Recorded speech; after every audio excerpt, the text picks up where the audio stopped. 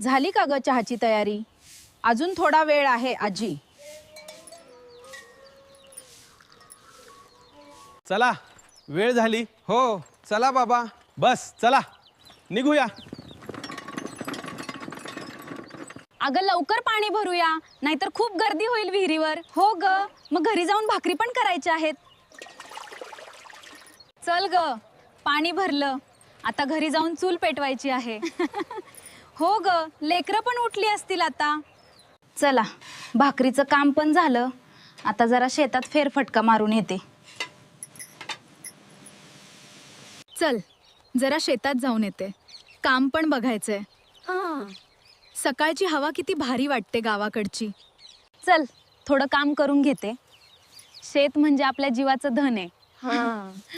कष्ट केले तरच घर चालतं बघी. आहा हा, जरा सावलीत बसलं की बरं वाटतं. सकाळपासून काम करून दमले बघ. घरची भाकरी आणि शेतातली हवा द्याची मजाच वेगळी. अरे देवा, हा पाऊस पण आता कधीही पडतोय. आता हा पाऊस नुसताच शेतकऱ्यांचं नुकसान करतोय बघ. पिकं तयार झाली की लगेच पाऊस सुरू. किती कष्ट करतो शेतकरी, पण निसर्गाचा भरवसा राहिला नाही आता. हा पाऊस आता आनंद नाही, शेतकऱ्यांची चिंता घेऊन येतो. जमेल तितकं वाचवते, नाहीतर सगळ्या कष्टावर पाणी फिरणार. शेतकऱ्याचं आयुष्यच असं, कष्ट आपण करायचे पण सगळं निसर्गाच्या हातात. देवा, आता काय होणार?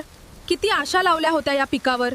दिवसा रात्र कष्ट केले, पण एका पावसाने सगळं बदलून टाकलं.